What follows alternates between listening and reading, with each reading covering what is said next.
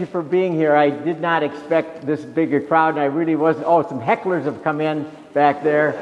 Some hecklers are here. All right, I really did not. Where did you guys hang out before you got here? Good to see you, Bob. I really did not get the gist of what this was when I was asked to speak, and they said something about the last lecture, and I kind of thought it was the last lecture of the year for everybody, okay? Then I delved more into it, and then I thought, well, maybe President Hammond has sent a message through CUAB that this is to be his last lecture, and he is not ongoing at North Central College anymore. And then I found out that it's truly, I just found out really in the last couple of days, in fact, I think it was yesterday, that it's kind of a lecture for if you were going to die. So I don't know why they picked me, but I'm up here anyway, and but I do appreciate you coming here. And I want you to know that I'm really most comfortable, talking to track athletes and to coaches, but hopefully I'll have some kind of a message that might be meaningful, to you as I, speak here this evening. You might ask, why am I in this cap and gown? Because when I found out it was my last lecture, I thought I better wear this because this is the cap and gown, not the cap. But this is the gown that I wore in the fall of 1966. It is not this. I've worn it every graduation since. People have asked if it's been cleaned. I haven't answered that question.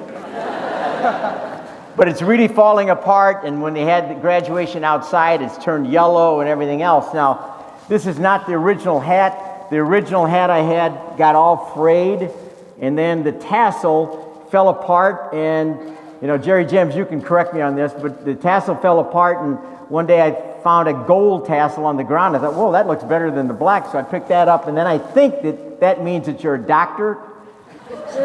So for a while, I was a phony wearing around a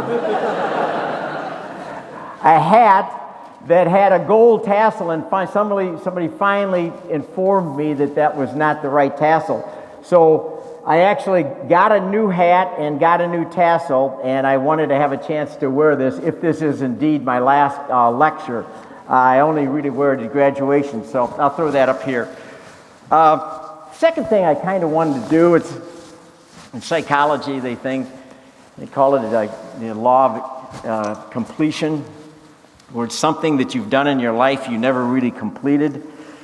And it's been haunting me, and some of my students have known this through the years, but it's been haunting me through the years because the first speech I ever gave was at Morton Junior High School, and I was to give the class gifts to the school, and that's why I'm not going up on stage, okay? I'm not going up there. But I was up on stage, and I was to present the class gifts, and all day long, there's a difference between cockiness and confidence. And I was kind of cocky, bragging about what I was going to do. I was going to make this speech and telling everybody I was going to make it. But that's an insecurity. It's a reaction formation, means you're scared to death inside. I did not want to make that speech. So I got up in front of the group, in front of all my classmates and all the parents and everything else. It was the night before the class trip. And I tried to get the speech out of my mouth, but I want to get it out here today because it will relieve me of all this tension that has occurred through the years, and that is, Mr. Witzig, in behalf of this year's graduating class, it gives me a great deal of pleasure to present to Morton Junior High School this American flag up above in 2 waste containers. Now that was the speech. I could not remember it for the life of me because I stood like that. And luckily, the principal, Joe Witzig, was my cousin, and he whispered what I was to give to the school. So anyway, I wanted to get those two things out and to start this speech here tonight. And it is kind of a gripping thought, or I don't know the right word, but a thought-provoking thought, to think that this is maybe the last lecture, and what would you want to say to people in your last, lecture? I'm a Cardinal fan. I'm sorry for all the Cub fans in here. I'm not going to rub this in, but I noticed that with the Chicago Cubs, that they are in last place and the Cardinals are in first place right now. But what is the saying that the Cub fans say every year? There's always next year. There's always next year. I think the thing that, kind of in our society that I might want to bring up at this point, and that is, maybe it's sobering, but there's not a guarantee of a next year. You're never guaranteed a next year. And so the precious moment and the precious present is very, very important for each and every one of us. What if there wasn't a next year? What are you going to do, or what are we going to do with our life in the meantime? And so that's, kind of, a thought that I had, and I wanted to kind of build, off of that. And another, part of that is one of my favorite movies, and some people ask me, where did you get Groundhog Day associated with this? And I think, who was it called me the other day and said, what's the title of your speech? I said, I'll just call it Groundhog Day. Groundhog Day is one of my favorite movies with Bill Murray in it. And in that movie, you notice that he doesn't, Cubs waiting till next year, there's no guarantee of a next year. Bill Murray in Groundhog Day did not get a next day. There was no tomorrow. He, however, used that time very, very effectively, day after day after day, and reached what I would call philosophical maturity with his life lessons. He started out as a very, very selfish person, very selfish. But then through time, he developed self-discovery. He started to understand what was important to him. Then he understood the most powerful form of motivation that there is, that has to come from within, and that is intrinsic motivation. And he found that, and he found a self-discovery, a self-motivation, and a self-mastery. He started to figure out what values he wanted to live by, what values were important to him, and he started to develop them. He started to become selfless because he started to think about serving other people with the time that he had rather than just being self-serving. He came into self-love. Self-love is doing the right things on a daily basis with daily discipline, doing the right things for you. Living the right kind of life. Self-love is doing the right things on a daily basis. He became selfless. He started serving others, realizing that he got a sense of satisfaction from doing things for other people, not just being selfish and serving himself.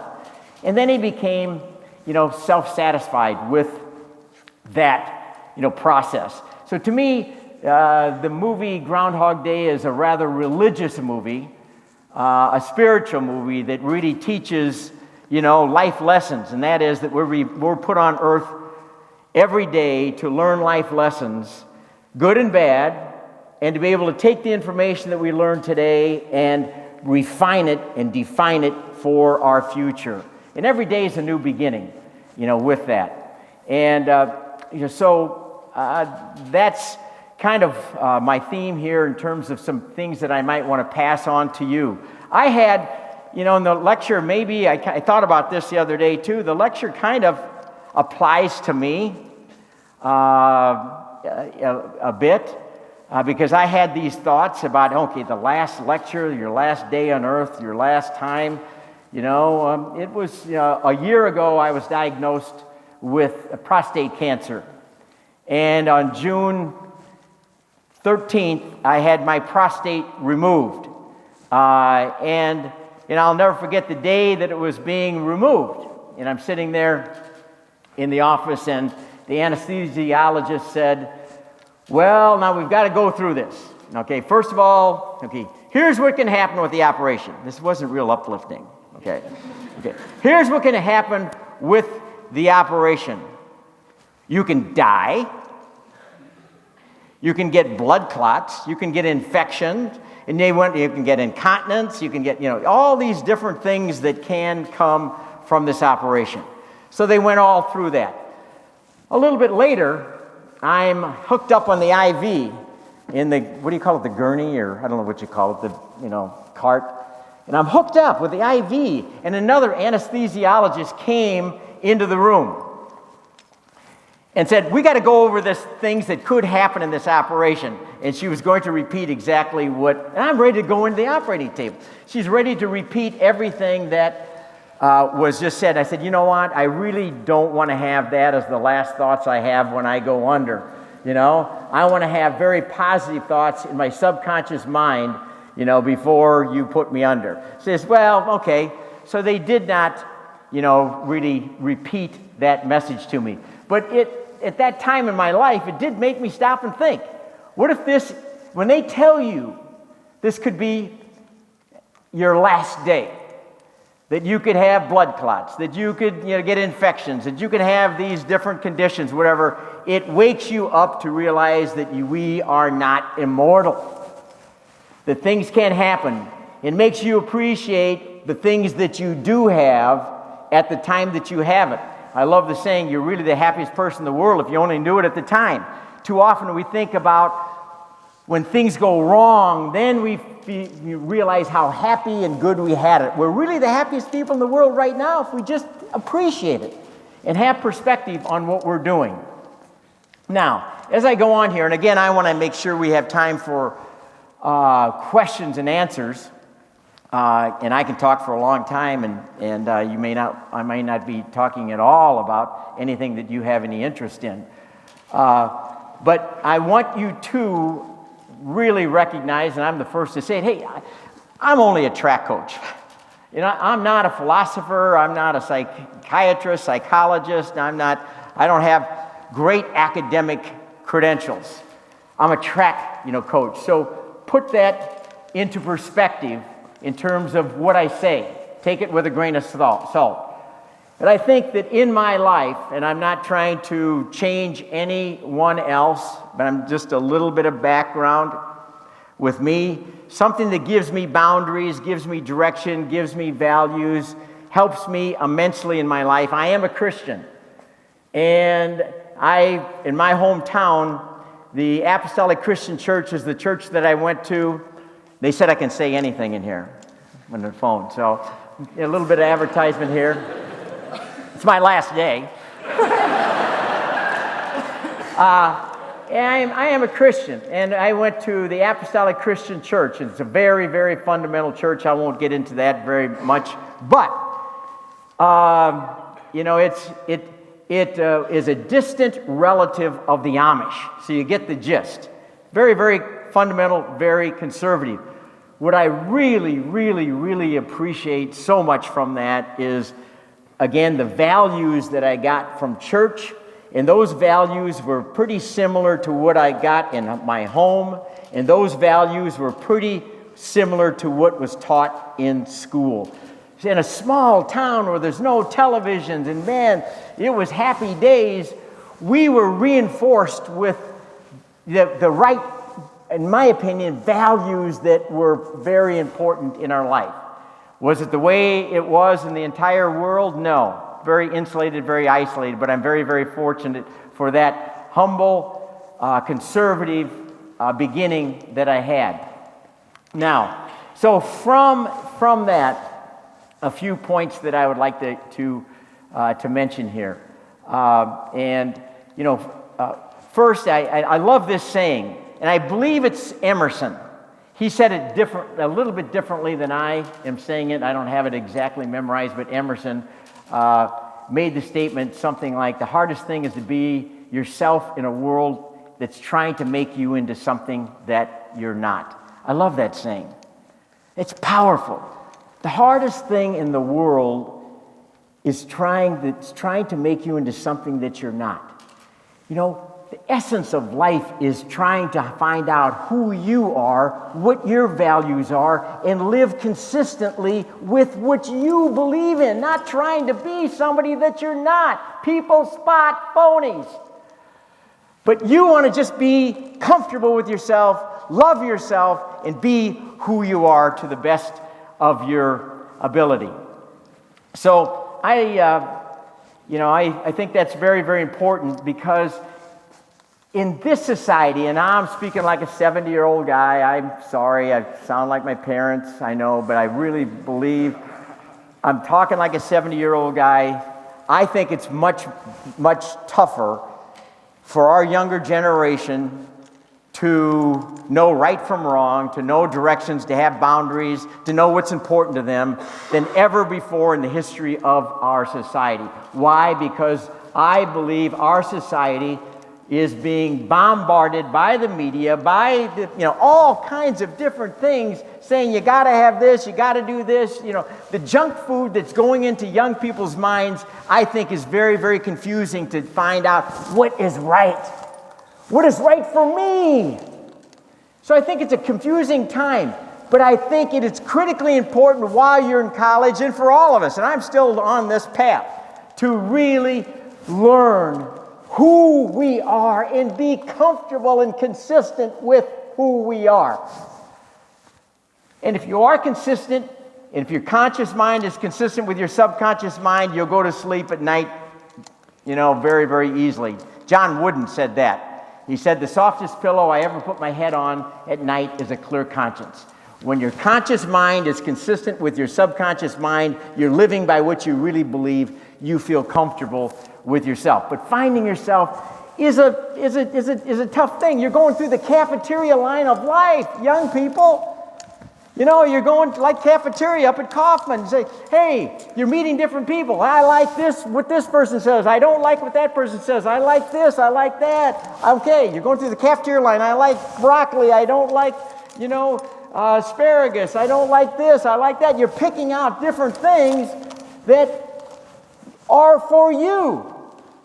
But it's important that you don't choose the same things that someone else does, but you're choosing for yourself that fits your personality and your likes and who you are. So the next thing, now we'll get a little we'll get a little activity in here. I like to do this, and I'll preface it here first. And it deals with purpose. And purpose in your life, knowing what's important to you, knowing what you want to do, knowing what goals you have. Now, with whatever that is, you can be surrounded by teachers, coaches, friends, all kinds of people that can support you and help you and know the advantages that you're going to find when you get to your goal, when you get to a goal, when you define your purpose. Okay? You're going to be surrounded by people that can facilitate that path towards your goal. Coaches do it all the time. Here, if we do this workout, this is going to help us to get faster and faster and faster. Okay? But here's the trick. And now I'm going to have you do this. It deals with purpose. It deals with goals. It deals with, what you want out of life. Okay, now hear me. I'm going to be your coach. And I want you, and I know how to get you to where I'm going to tell you to go. I know the shortcuts. I can reinforce it. I know what you're going to find there. I am excited about it. I've got so much enthusiasm, I can't stand it. I want you to do this badly. Okay, everybody stand up. This is what I want for you. I want each and every one of you to go to Tremont, Illinois. I know what you're going to find there. I know the shortcuts. I know what you're going to find there. I know the advantages. You are going to get so much out of this trip and learn so much, and it's going to help you to be better in so many different ways. Okay. The question is, you may sit down. Here's the answer. The answer to the question of what I just said is what? Why? Why would anybody want to go to Tremont, Illinois? Although I live near there. Could have said Morton. Why do you want to go? The analogy is until you find the why in your life. What's important in your life? Nobody can force you. You know how many, one of the toughest things I ever do as a coach is have athletes come in the program and say, what do we have to do today, rather than what do we get to do today? What can I do to get better? Or have students come in and say, here's the first question, I swear, and it happens every year. If anybody has me in the class next fall, I wait for it and I laugh every time. I have an assignment, I say, okay, you got to write a paper, this time. There's 2 papers. What do you think the first question's going to be asked? How many? Yeah, you were one of my students. You didn't ask that question, though. How long does it have to be? Nobody ever asks, can I write as much as I want? They want to know, what is the minimum that I have to do to get done?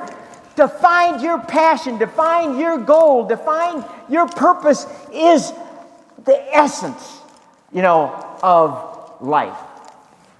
What is it? Just popped into my head. A great movie. I love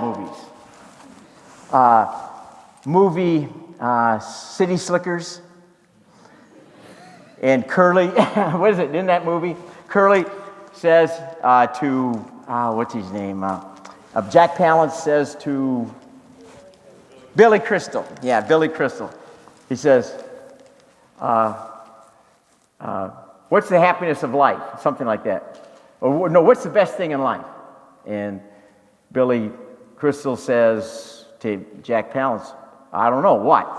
Jack Palance puts up 1 finger. And then Billy Crystal says, 1 finger? He says, no, 1 thing. Just 1 thing. Just 1 thing is the secret to happiness in life. And then Billy Crystal asked the logical question, well, what is that 1 thing? What was his answer? You have to find it. You have to find your passion. You have to find your passion. Don't be someone that you're not. The hardest thing in the world is to be yourself in a world that's trying to make you into something that you're not. Your goal is to not be like someone else. Your goal is to be the very best person you can be, the very best you can be. God has given you great talents. He's given you great skills. To me, the definition of success is what you make out of those skills and those talents. And that's a choice that we have on a daily basis. Maximizing our God-given abilities, mentally, physically, emotionally, spiritually, is what success is all about. It's not how you measure against anybody else. You're not competing against anybody else. You are ultimately competing on this earth with yourself to be the best you can be. And to win for yourself. And not worry about how you compare with everybody else. Now, when you find that purpose, and I'm going to get off a little bit offshoot here, a little bit, but you'll see the connection. Years ago, and Sam's in the audience here, one of his counselors was a guy by the name of Jim Brown. Wabansi, great guy at Wabansi High School, love him. He's now at Matea High School. He was a football coach at Concordia, track coach at Concordia, got to know him very well. But I felt it kind of out of place when I was talking to him because he's talking about, counseling, and I don't know anything about it. So I asked a question one day. I said, you know what? What's the number 1 thing you deal with students at Wabansi High School in your counseling office? I didn't get the answer that I thought I would get. I thought I was going to hear, wow, discipline, drugs, alcohol. Okay, he said, the number 1 difficulty that I deal with at Wabansi High School is many people, or the students, have these purposes. They have a purpose they've recognized. They've got goals that they've recognized that they want. Okay? And they're eager to get them. They want to have a 3-car garage, and they want to have, a big house. They want to have a house. They want to have a great job. They want these things. He said, but the number one problem I have is not that they don't have purpose. They found their purpose. But here's where they are on the ladder. They do not know how to navigate from here to get to their goal.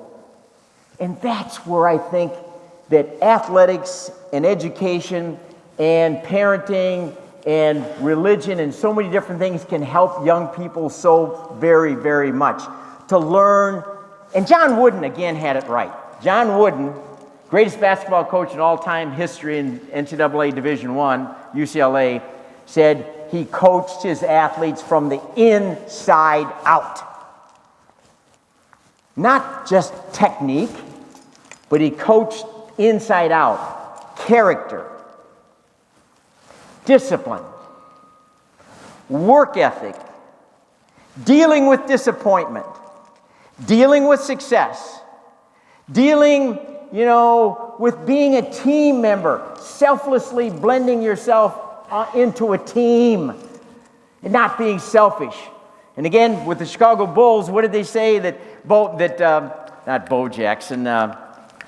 Phil Jackson's biggest job was to get Michael Jordan to become a team player. And when he got Michael Jordan to buy into the team, the Chicago Bulls took off, becoming, a team player.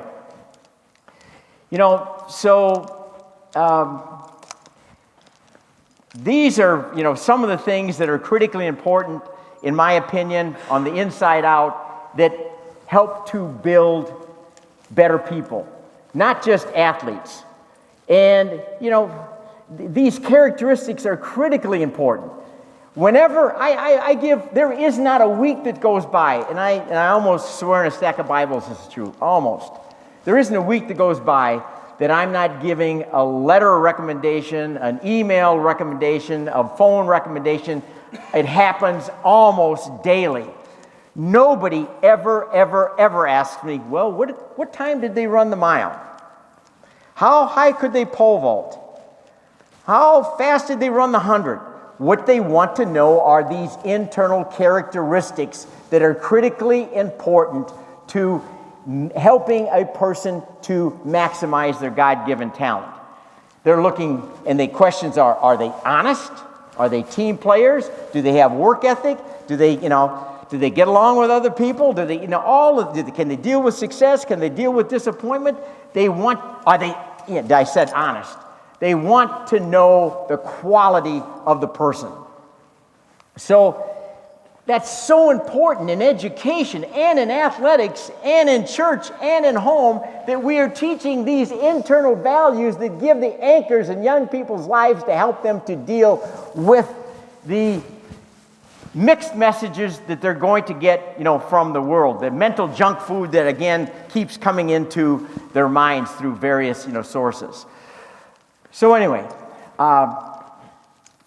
the thing is then that another real part, if I'm telling people, it's the last lecture, giving advice, first of all, find out who you are, learn the characteristics that are going to help you to develop yourself to the very best of your ability. All these things, are very, very important. And the next thing is to be a positive person. I don't know the exact number, but I hear it every now and again. Something like 87% of what we hear on a daily basis is negative. I was getting my dental work done the other day, and then listening to these two ladies. I mean, when you're getting your dental work done, and my mouth's filled, and they're asking you questions, and you can't talk at all. But they are talking, and I'm listening to them, and they're talking about the Boston thing. They're talking about the kidnapping. They're talking about, and they said something that I think about too. Is that I don't even want to turn on. Sometimes I don't want to turn on television anymore. I don't want to hear all this negative things. You want to be aware of what's going on, but negativism is, something that can, have an effect on you. And there's a little story that I had, because self-talk is important. Don't ever kid yourself. I tell my son, I've told Sam, I don't ever want to hear you say negative things about yourself because it can become self-fulfilling prophecy. What you say is what you can become. You say good things to yourself. And you want to surround yourself with positive people. If you want to become, anybody who wants to become a negative person, find the most negative people you can find and hang out with them. And I guarantee you, you will have some of that soak in. You want to surround yourself with positive people, positive self-talk. You want to be, listening to positive messages on the radio, television, not things that are negative and pull you down. Because I don't care what anybody says, and I don't care how many studies anybody gives, and I can talk about what I want, right? You said that again. I believe that these messages go into the subconscious mind. I can't stand listening to negative music, okay? Because I believe it has a negative effect in the subconscious mind.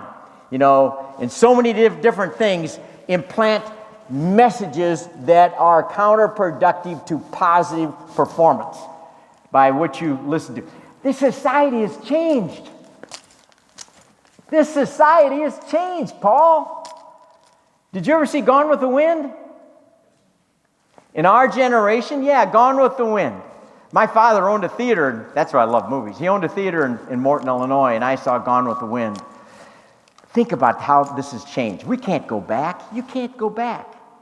But, Gone with the Wind was on, and the world was astounded when Rhett Butler made the statement in the movie, "Frankly, my dear, I don't give a damn." People were outraged. Now what do you hear? The language. I was appalled at, Major League Baseball park the other day. I don't want to name who it was, but somebody used a very negative word at a baseball park in front of all the fans, little children, whatever. And I think to myself, where have we come from? Where we can use language around little people that, to me, is inappropriate. Being positive and using positive messages is important, in my opinion. Now, let me give you a study that was done. I got a guy by the name of Ed Wallace. And that's a long story. I got so many long stories I could tell you, and I know you want to get out there and have some lunch. But Ed Wallace was a coach at Inglewood High School in the inner city, and he was very much into hypnotism and subconscious mind.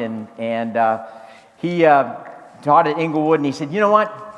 He wanted to show the kids in his school the power of the subconscious mind and how it can influence how a person thinks, either negative or positive, by who you surround yourself with. So I'm going to use Jawar here as an example. Where'd you come up from? All the way from where? Centralia? St. Louis. He came all the way from Centralia. I got to use him in this because he came all the way from St. Louis to hear this. Jawar, you're going to be in this part. I'm going to be the teacher. I'm Ed Wallace in Inglewood High School, and you're the positive, uplifting, smiling student. Every day you come to school with an apple in your hand, skipping. He is so happy. He's skipping. So happy. He loves school, and he always feels good, and he's on the track team. And he comes, and he comes this particular day, and he is so happy. He is skipping and just brings an apple for Ed Wallace and everything. But the day before, Ed Wallace told all the students, we're going to do a trick on him. When you see him, I want you to say, everybody that sees him say, hey, Steve, are you okay? You don't look good. Then somebody else comes up. Steve, are you okay? You look a little green. Do you feel okay? All day long, he had people coming up to him saying negative things. This is a psychological question. Where's the first place, Ken, you think he went when the first person said, you don't look good? Where would you go? I know where I'd go. Yes, he went to the mirror, the bathroom, the mirror, and looked, man, I don't know if I do look so good today. So he went to the mirror, but all day long he got mixed messages. Then it came time for track practice. And Ed Wallace is going through the roll, and he gets to Steve Jawar. Steve Jawar! And one of the other athletes says, Coach, Steve Jawar went home sick. Hypochondriac, psychosomatic. He thought himself sick.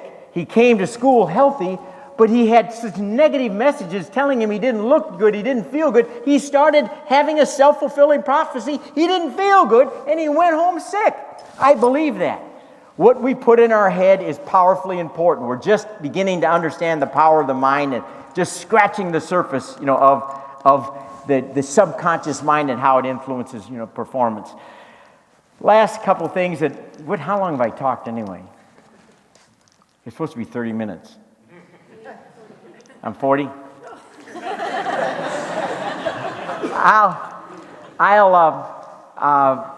I'll get into our philosophy right now because I think it kind of it's something I would tell my children. It was something I would tell all of you because I really believe it. Run for fun and personal best. It really sounds corny and it sounds simplistic, but it's a powerful, powerful, powerful message. Just like, okay, I can say whatever I want. Again, I'm just checking with this. I can say what I want. This is fun. I liked it when we said North Central College was a special kind of place. I still say that. And a lot of people don't use that anymore. They thought it was hackneyed, funny. I like it because you know what that means to me? North Central College is a special kind of place because of one thing. Special kind of people. Those guys back there. These people over here. The people here. The people that make this a special place. I love that. They don't use that anymore, but I still use it. North Central College is a special kind of place. But anyway, I'm going to talk about this motto that, again, some people look at as trite and funny, but it's powerful to me, and it took a lot of thought to come up with this. Run for fun. What run for fun means is perspective. Perspective. I'll give two stories. Perspective. Some of you have heard this story. But it's Ted Hayden was a great mentor for me. He was a coach of mine at University of Chicago Track Club. He was always put the athlete before the sport, in contrast to what's happening too much in athletics today, where the sport is more important than the athlete. What can the athlete do for the sport rather than what the sport can do for the athlete? Philosophically speaking, if sport is to be of great value, it should be helping young people to become better. It isn't the goal that's important, it's what the goal makes of the person, or the process makes of the person as they try to approach the goal. Sport should help people to grow and learn these characteristics that we're talking about that help them to become better people. And so run for fun. And run for fun means perspective. Story of Ted Hayden. Ted Hayden was coaching Jim Ryan. Anybody heard of Jim Ryan? The old timers in here? I don't know how to use that word. Some of the veterans in here, what's a better way of putting that? People that have been seasoned. I like it, Schrader. Thank you, Bob Schrader. All right, Bob Schrader got the answer. Thank you for being here. Jim Ryan, Ted Hayden is Jim Ryan's coach going to the Olympic Stadium. Now, if any of you have been athletes, picture yourself, or making a speech, or you're going to something you're kind of apprehensive about, something you're nervous about, some big deal in your life that you're really kind of worried about. Okay, but picture Jim Ryan is going to the Olympic Stadium for the finals of the Olympic Games in the 1,500 meter in 1968. I believe it was in Mexico City, right? Got my hecklers back there. And they're walking to the track. Ted Hayden, I love that man. He was like a father figure to me. And at one time I needed a father figure. And, Jim Ryan said to Ted Hayden, he said, Coach, say a prayer for me. Ted Hayden always put a perspective on everything. Always put a perspective on everything. He said, no, I won't. It startled Jim Ryan. Jim said, why? The answer is Ted Hayden. He said, Jim, I'll save it for something really important. You pray for people that are in nursing homes. You pray for people who have, diseases in which they're trying to recover. You pray for people in hospitals. You pray for people that have real difficulties in their life. We don't pray to run a race. You don't pray to win a race. You don't pray to run a time. I won't pray for you for those things. I'll save it for something really, really important. Perspective. That's what run for fun means. And fun means perspective. It should be fun. I think we're draining the fun out of athletics. Some places in our society, I firmly do. We're not having as much fun with little kids and kids as we used to because of the pressure that's being, put on them. Another part of that perspective, I like this story. David Litzenheim, he was in 2010, he was picked to win the 800-meter indoor national championship. He's from Stevens Point. Picked to win the national championship. Again, a lot of pressure. You got to win it. And a reporter comes up to him, and these people back here with a camera, and they come up to him and say, David, are you nervous about being picked to win the 800-meter and the national championship? You're number one pick. You got a lot of pressure on you. And he laughed. Here's what they didn't know. He said, I'm not nervous at all. I'm excited. He said, I was over in Afghanistan, and I had bullets shooting at me when I was over there serving our country. He said, I got nervous when people were shooting at me. But I don't get nervous when I go into a track meet.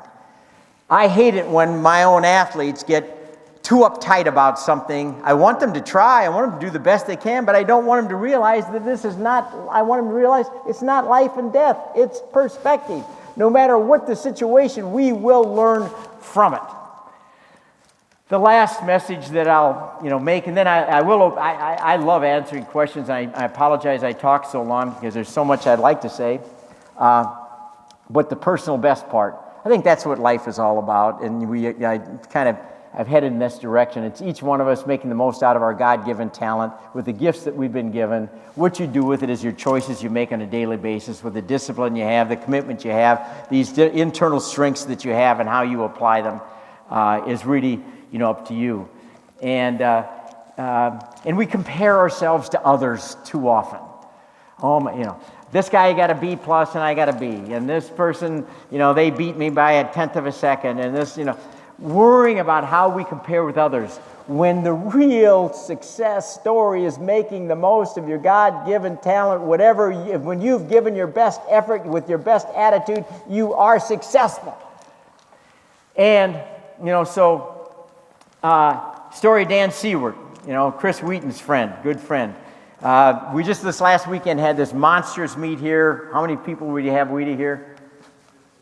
1,500 athletes that were here this last weekend. They're all over the place, and I can't even see them all. They're running all over the place. And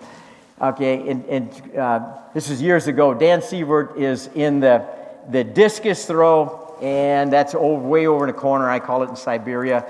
Way over the corner. You can't get to it very easily. And one of my athletes, I'll say that David Janet, came up to me, and David came up, hey, did you see Dan Seward? I said, no, why? He said he just won the discus throw, and he set a meet record on top of it. I said, great, I've got to find him. And so as soon as I see him, I want to compliment him. A little bit later, I see Marlon Thompson, and Marlon Thompson says, what'd you say, Marlon? Marlon says, hey, did you hear about Dan Seward? I said, yeah, he won the discus and a little bit ago. He said, yeah, but he qualified for nationals and set a school record at the same time in that. I said, no, I didn't know that. That's fantastic. I can't wait to see him. Then a little bit later, I saw Ryan Thompson, and Ryan Thompson, this is fictitious. I didn't really see these people because I can't remember the names of people I really saw, but I do remember the last person I'm going to say. And he said, did you see Dan Seward? I said, no, I'm trying to find him. I know what he did in the discus. He said, yeah. He said, well, he won the shot put, and he won the hammer, too. He won all those events, and he qualified for all of them. He's going to be, I think, a 3-time All-American, which he did end up being. And I said, I can't wait to see him. He's met these standards. He beat these people. He got these labels. And I finally found Dan. I said, Dan, congratulations.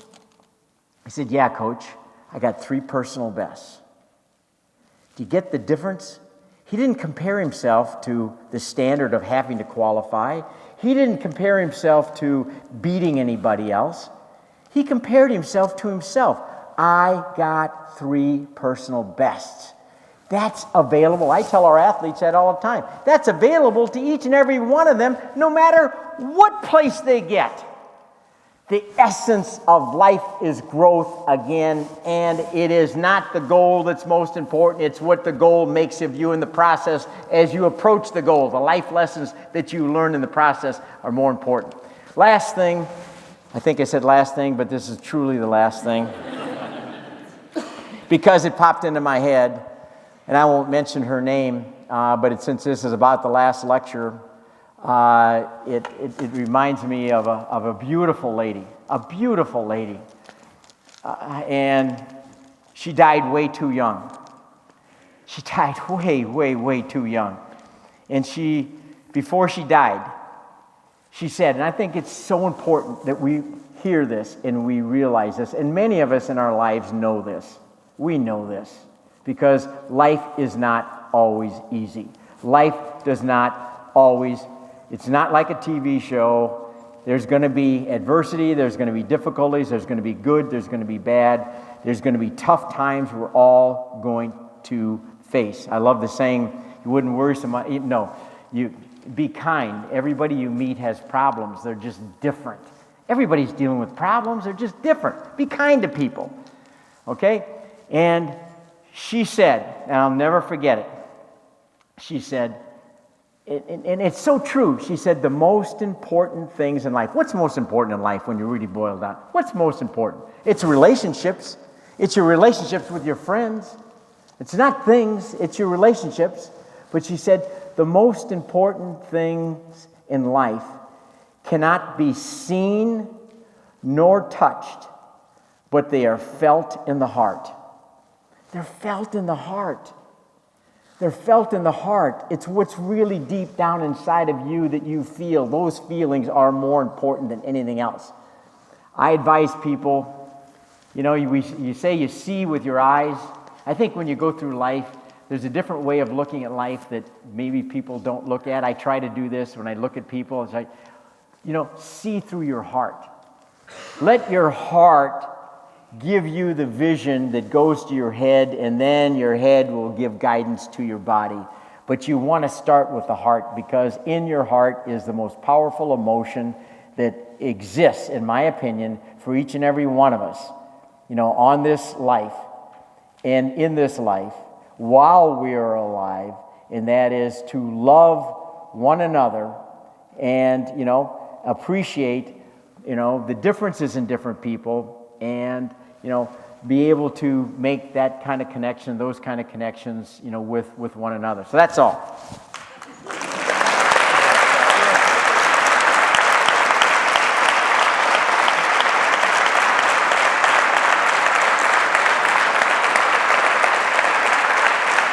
Any questions? I'll stay here all night. I feel more comfortable if people ask me questions. I love questions. If anybody has a question you'd like to ask, anything, please don't hesitate to ask. I know if you want to go, because they're serving out there. I know some guys want to get to the library, right? But any questions about anything? I really, really, truly do appreciate you coming and listening to me. And I was so happy I got my 8th grade graduating speech out and didn't goof that up. But are there any questions that you might have about anything that I've said? Yes. You talk about perspective and trying to put it in perspective for athletes a lot. Do you ever find yourself getting frustrated, I guess, if you're trying to relay a message to an athlete or to whoever you're mentoring and they're just not getting it? Yeah, absolutely. How do you deal with that, I guess? Absolutely. I'd like to say that I'm 100% that I know how to connect with everybody. I don't. And I sit down and you try, but they have to have their purpose. They have to have a reason and a correct reason for what they are doing. In a classroom, if I have a student in a classroom and they really haven't found their purpose, their special reason why they're there, and they're just putting in time, no matter what I say or do is not going to connect. They have to find why they are there. The light has to go on in their head. If I have somebody on the track team that is just there because their parents want them to be there, they're so part of a social group, they get to eat with everybody at the same table in the cafeteria, that there's the social, those are all wonderful things, but they may not be buying into the fact that our program is about self-improvement. We want to see people get better academically, socially, and athletically. I'm not successful with everybody. I try to help them, to find that out. And if it really isn't in their mix, then try to help them to maybe know that maybe there's another way that in another place they might be successful if this is not something they truly want to do. Sometimes people are doing things for the wrong reasons. You got to find what's important to you. Yes, the chief. Yeah. What has been the key to your longevity as a coach and a professor in your mind? That is a good question. I think that, again, we're part of every person we've ever met and every experience we ever had. And it's a long story that I could say that I went to University of Kansas for one semester and found out how I did not want to coach. And then I was influenced by Ted Hayden of University of Chicago Track Club, and he became a mentor of mine. And I learned how I wanted to coach. And I really, felt through what my father, told me. My father, I wanted to go into coaching. My father said, if you're in a position to help somebody and you don't, you ought not to be in that position. My mother told me her definition of leadership, if you're in a position to help somebody, no, wait. My mom said sometimes you only have one chance to do the right thing. So I kind of combined those things, and I get a great sense of satisfaction out of, people, we've won a lot of, national titles and things, but I truly, I swear in a stack of Bibles, my satisfaction comes from seeing young people grow. When they're happy and they grow and they're growing up with the right values, and they come back like Steve Jawar and Rich Scott and, Mike Considine and the guys back there. When they come back, when I get an email, when I get a phone call, when I get a visit, Mike Spain's over here. He came up from Illinois State, didn't you? Where are you? He's over there. When you think, here's a short answer. When you think that something you might have said or done might have had a positive influence on someone's life, that gets me a great deal of pleasure and satisfaction. It's not about trophies, medals, it's people's lives. Anytime I look at any young person I'm coaching, I'm a dad. That's somebody's son. And I want to be like a good father. Sometimes tough love is involved. Sometimes the communication is involved, but I try to treat them and relate to them in a way that I would think that their father would want me to relate to them, and I feel that I'm in a position to be able to do some good. It's not about winning. It really isn't. It's about doing your best and letting people get the sense of satisfaction out of seeing themselves, again, making the most out of their God-given talents. Good question. What was one of your happiest moments as a coach? I thought you were going to ask as an athlete.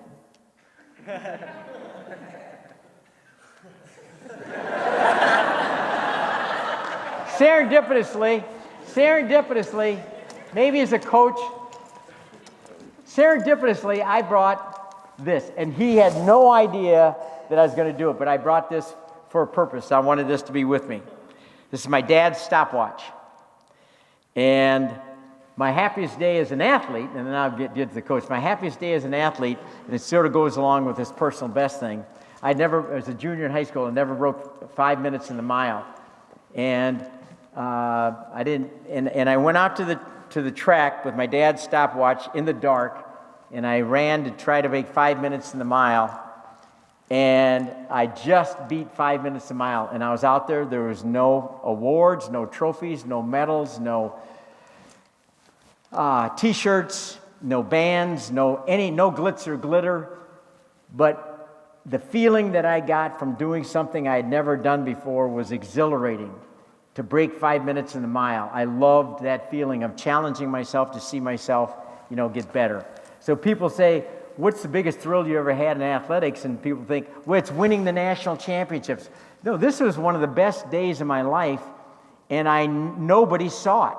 There was nobody there, but I was there. It's what you feel from your experience and what you get from it that's important. Happiest day as a coach, there's so many happy days as a coach. I just happen to think that my satisfaction again and happiness, comes from when I go to a track meet, I look around, and when I see people having a good experience and growing from that experience, I'm very, very happy. And it's, again, it's not based on points, times, it's based on them connecting, as you asked. When the guys connecting, hey, that what they've done, work ethic, commitment, discipline, being a team player, consistency, all the things that they've done, and it pays off and they get objective feedback for what they've done, I feel good about that because you know what? I know that they have learned how to become successful. And the last thing, again, the fourth time I said last thing, but this is truly, thank you for coming. And truly, it's not hard for me to say, I love each and every one of you. And love is the most powerful feeling that I can give, and I mean that. And if I can ever be of any assistance to you with anything, don't hesitate to call me or ask. I think that's what we're put on earth here to do, is to serve other people. And so thank you for coming to listen tonight, and all the best. And I hope that maybe you picked something out of something I said that might be beneficial. But again, I'm most comfortable talking to track coaches and to athletes, but I hope that this did spread out beyond that a little bit. Thank you very much.